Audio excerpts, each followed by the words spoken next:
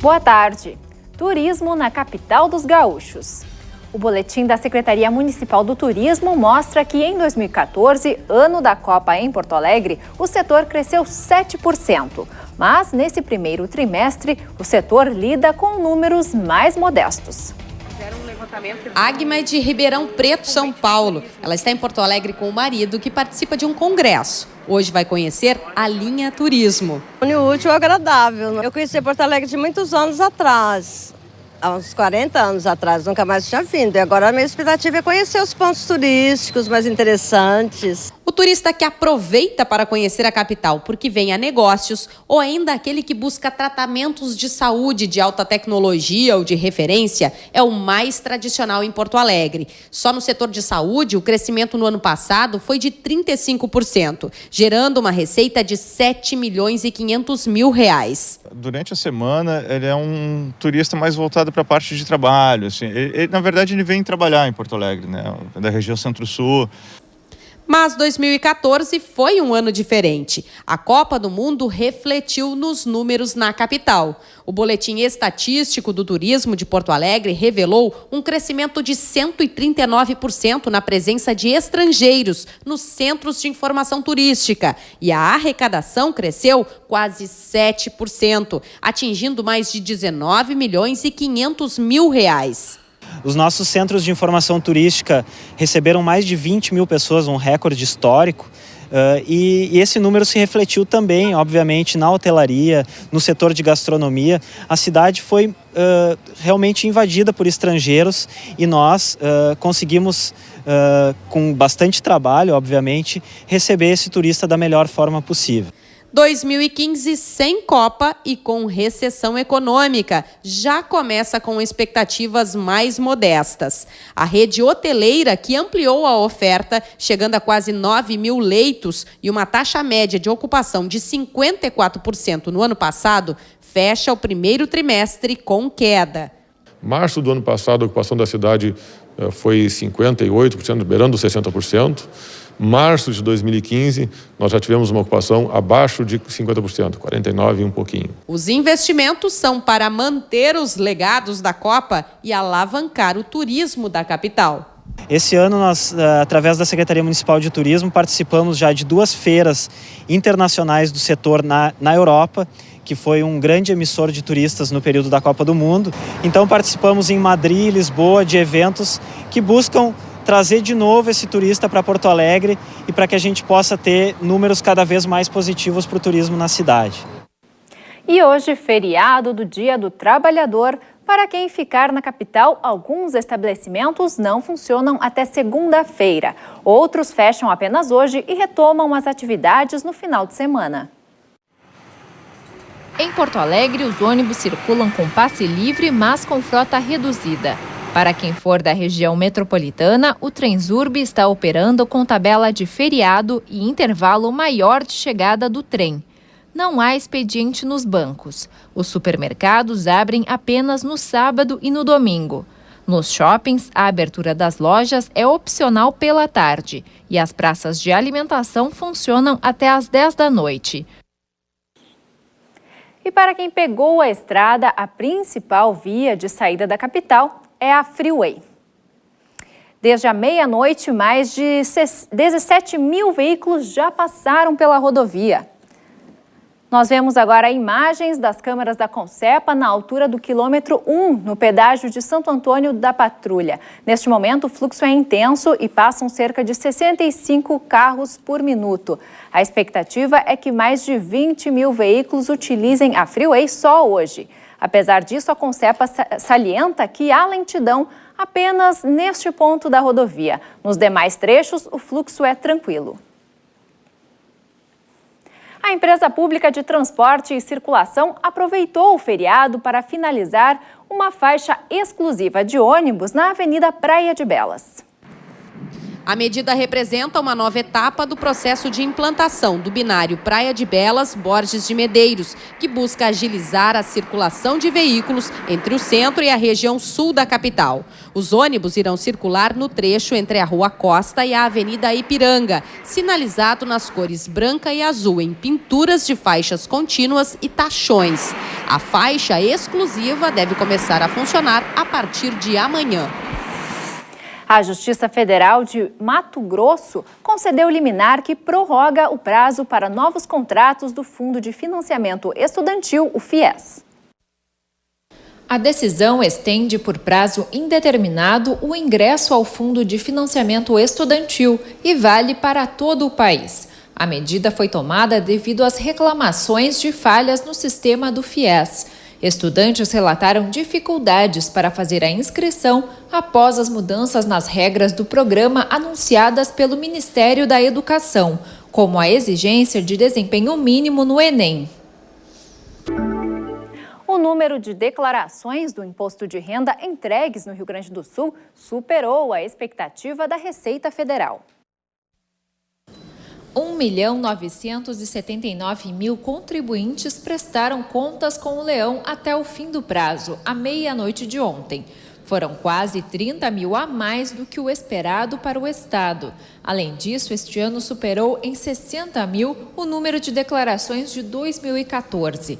Quem perdeu o prazo só poderá enviar a declaração a partir das 8 horas da próxima segunda-feira e deverá pagar multa mínima de R$ 165,74 e que pode chegar a 20% do imposto devido. Centenas de fiéis acompanharam agora pela manhã, na zona norte da capital, a procissão de Nossa Senhora do Trabalho. A solenidade integra a 61ª festa em homenagem à padroeira dos trabalhadores. Depois da procissão, os fiéis se reuniram em uma missa campal junto à paróquia Santuário Nossa Senhora do Trabalho, onde houve uma bênção coletiva de carteiras profissionais. A consolidação das leis do trabalho, a CLT, entrou em vigor em 1943, com mais de 900 artigos prevendo normas jurídicas que regulam as relações de trabalho no Brasil. Agora, os direitos do trabalhador estão em discussão com a aprovação do projeto de lei das terceirizações na Câmara dos Deputados. A advogada trabalhista Helena Lazarim, boa tarde. Tudo bem. Os direitos dos trabalhadores estão ameaçados com este projeto de lei? Bem, começando, para fazer uma análise sobre os direitos trabalhistas, é preciso voltar ao nosso ponto de partida, que é a escravidão, onde não havia nenhum direito, né? Nesse sentido, nessa época da escravidão, sem nenhum direito trabalhista, nós... Perdão, eu me... Tem como... Ok. Você acredita que pode prejudicar os direitos dos trabalhadores? Foi conquistado esses novos direitos? Certo. Esses direitos foram conquistados de forma gradativa e a passos muito lentos. Tá? Quando nós atingimos esse sistema de direitos do trabalho, que estão previstos na Constituição Federal, na CLT e nas leis esparsas de matéria trabalhista, nós atingimos, então, esses direitos a passos bem lentos, foram atingidos. E esse sistema, o que ele visa proteger? Ele visa garantir um patamar mínimo de direito dos trabalhadores, ou seja, estipular garantias mínimas de trabalho, no sentido não só de salário, mas, por exemplo, limitar as horas extras, limitar a jornada, garantir também o fornecimento de equipamentos de proteção para evitar acidentes de trabalho, né? E existe um princípio constitucional que diz que ele veda o retrocesso social. O que isso significa? Que as leis, as novas leis, elas devem ser instauradas, elas devem ser implementadas somente se representarem uma melhoria social, né? Jamais retrocedendo. E esse é o principal ponto que se discute, a questão da terceirização. Uhum. Bom, Quais são, então, as vantagens, né? A gente sempre fala da preocupação dos trabalhadores com este projeto. Mas existem vantagens para os trabalhadores que hoje são terceirizados? Eles podem ser beneficiados com essa regulamentação? Bem, acho primeiro importante esclarecer o que é terceirizar, né? A terceirização significa que o empregado ele vai ser contratado por uma empresa e vai prestar serviços para outra empresa. No Brasil, existem cerca de 12 milhões de trabalhadores terceirizados. Tá. E o que se verifica? Na verdade, não se verificam vantagens, né? Se verifica que esses trabalhadores, eles trabalham em torno de 30% a mais, eles recebem em torno de 30% a menos e eles sofrem muito mais acidentes do trabalho e muito mais doenças ocupacionais do que aqueles contratados de forma direta com a empresa. Tá? E é importante dizer também que é a súmula 331 do TST que traz as hipóteses de terceirização, que são aquelas vinculadas aos serviços de conservação e limpeza, os serviços de vigilância, os trabalhos temporários e aquelas atividades, aqueles serviços relativos a atividades meio das empresas. O que é atividade meio, né? Só para exemplificar, são aquelas atividades acessórias. Elas não são relativas à atividade fim da empresa. Por exemplo, uma empresa de móveis que terceiriza o refeitório ou que terceiriza o transporte dos trabalhadores. Isso é uma atividade acessória, não é aquela atividade fim, né? E eu entendo que a terceirização ela é prejudicial e ela causa, sim, um retrocesso, porque a partir desse projeto, todas as atividades, inclusive as atividades fim, né, poderiam ser terceirizadas. E isso gera um retrocesso porque o que acontece? Essa exceção passa a ser regra geral. E isso desmonta todo aquele nosso sistema protetivo que protege a relação de empregado e empregador. Sim, inclusive em relação a isso, a presidente Dilma Rousseff, ela se posicionou ontem, né, numa reunião com as centrais sindicais. Ela defende a regulamentação justamente para as atividades meio apenas. Seria uma solução, então? Sim, entendo que sim. Entendo que sim. Pelo menos preservar as atividades fim, né? Na verdade, o que se discute é essa desregulamentação ou precarização. Muito se fala nisso, se tem feito uma confusão entre esses dois institutos, né? Sobre desregulamentar as normas trabalhistas. Isso, na verdade, não vai acontecer com o projeto, porque desregulamentar seria se as leis trabalhistas fossem deixar de vigorar, as leis trabalhistas elas não serão revogadas, eu quero dizer, né? Sim. Então, isso não vai ocorrer. Mas a precarização, eu entendo que sim, que ocorre, porque o que é precarizar é deixar essas relações mais sensíveis, mais frágeis, mais inseguras. E isso, sim, no meu entendimento, ocorre. Ok, lembrando então que o projeto ainda vai passar, né, pelo Senado. Sim. E também fica sujeito à sanção ou veto da presidente Dilma Rousseff. Sim. Muito obrigada, então, Helena Lazarim, advogada Obrigada. trabalhista, pelas suas informações. Certo. Durante visita a Porto Alegre, o ministro do Esporte liberou verbas para clubes de Porto Alegre. Sojipa, Grêmio Náutico, União e Veleiros do Sul foram beneficiados. Além de tudo, a visita do ministro do Esporte à Sociedade de Ginástica de Porto Alegre consolidou um repasse de verbas há muito esperado pela entidade. São mais de R$1.700.000 entregues pelo Ministério e que vão ser investidos na formação de novos atletas. O Clube Veleiros do Sul, onde à noite houve uma cerimônia para oficializar os repasses, também está entre os contemplados. Sozinho recebe cerca de R$1.200.000. Esse recurso vai ser utilizado para modernizar equipamentos, melhorar nossa estrutura, melhorar equipamentos, modernizar todos os materiais, velas, barcos, para poder a gente conseguir um desempenho melhor e criar um conceito de excelência no esporte. Diferente de outros países, onde são as escolas que criam os grandes campeões, no Brasil os atletas de ouro têm seu berço nos clubes esportivos. Para se ter uma ideia, mais de 70% dos medalhistas brasileiros nas últimas Olimpíadas tiveram seu talento revelado em clubes esportivos. Outro contemplado foi o Grêmio Náutico União. O clube recebeu cerca de R$900 mil para investir em esportes como natação, vôlei e basquete.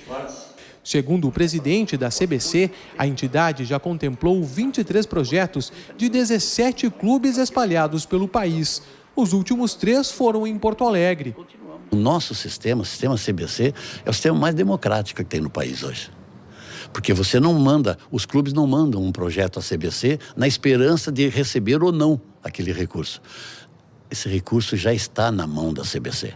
A CBC publica os editais e os clubes, de posse desse edital, ele conhece o edital e sabe o que ele tem que solicitar, como confeccionar os seus projetos à CBC, para que a CBC então torne-os aptos e eles venham a receber esses convênios. A importância é que você tem no clube formador o grande indutor de revelar grandes atletas.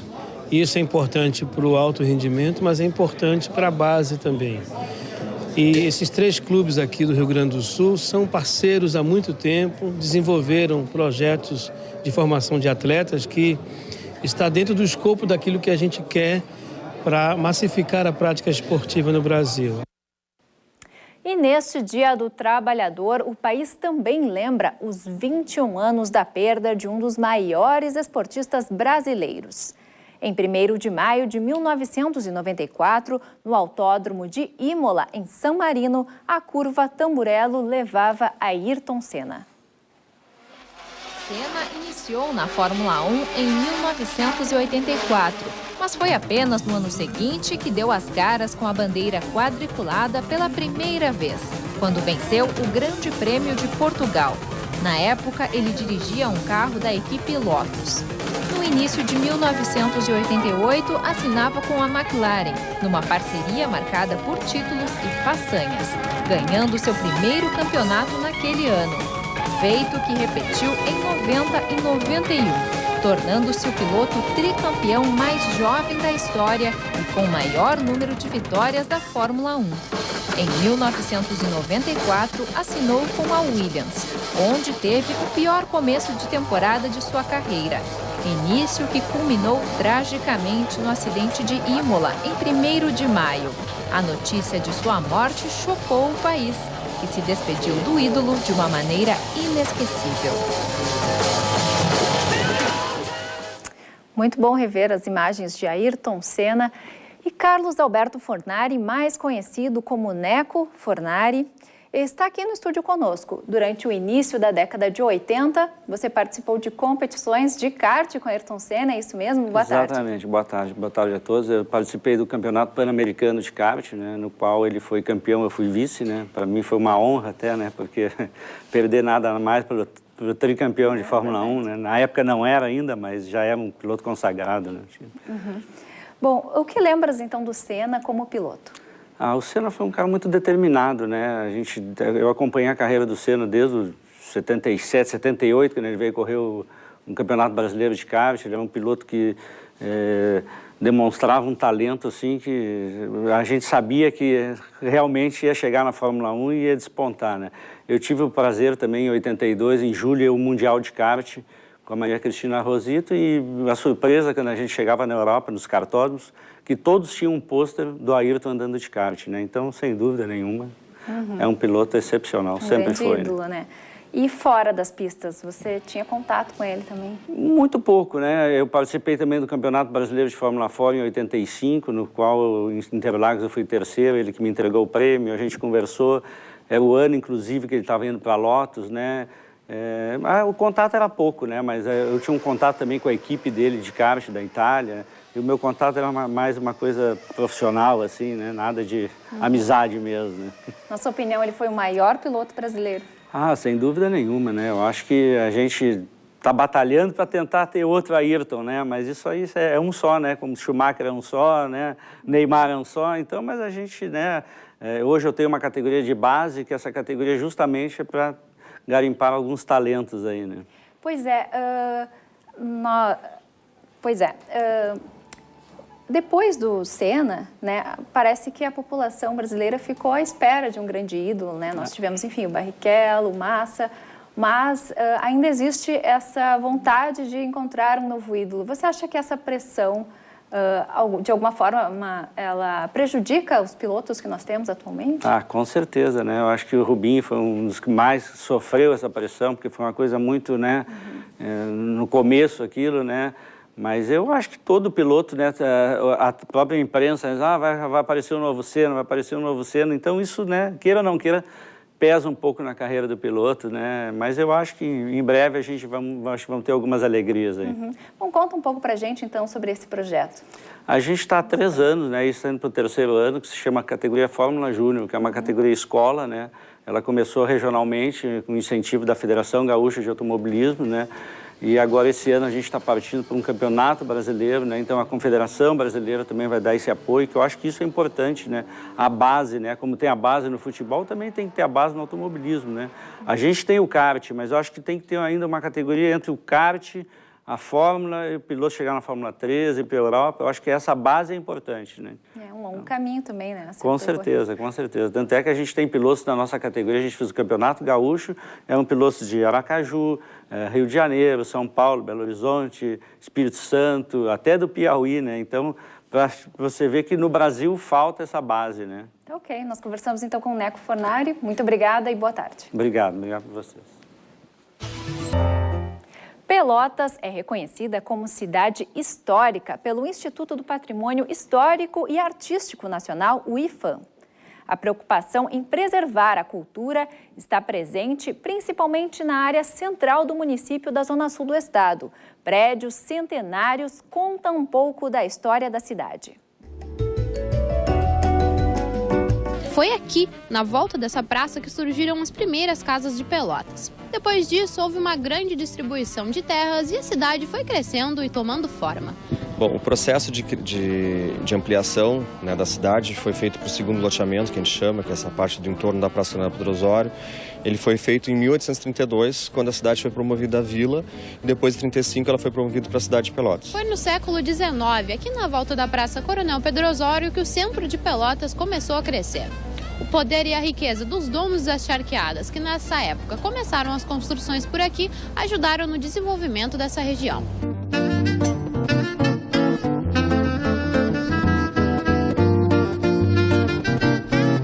O tempo passou e a cidade aumentou. Por isso, ações precisaram ser planejadas para manter as características originais.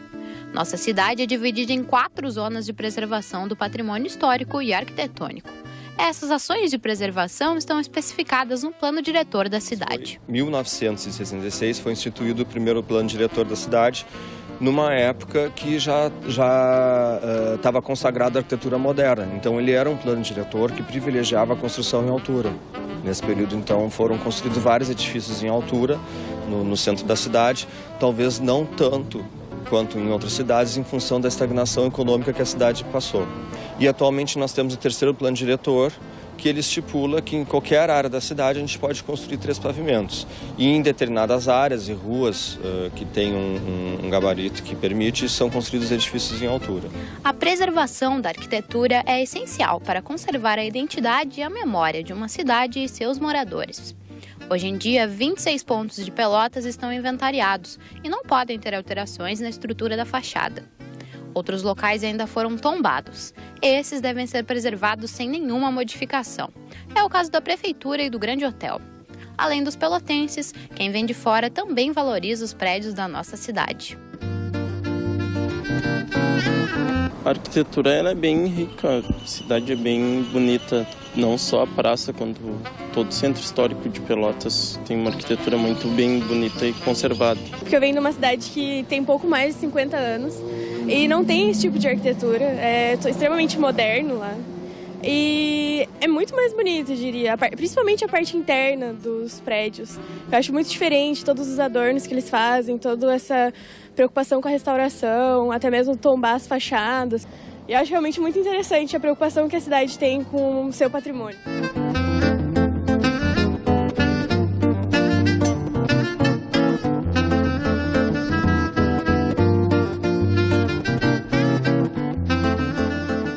O Jornal da TVE, primeira edição, volta na segunda-feira com novas informações ao 12h30. Um bom feriado e até segunda.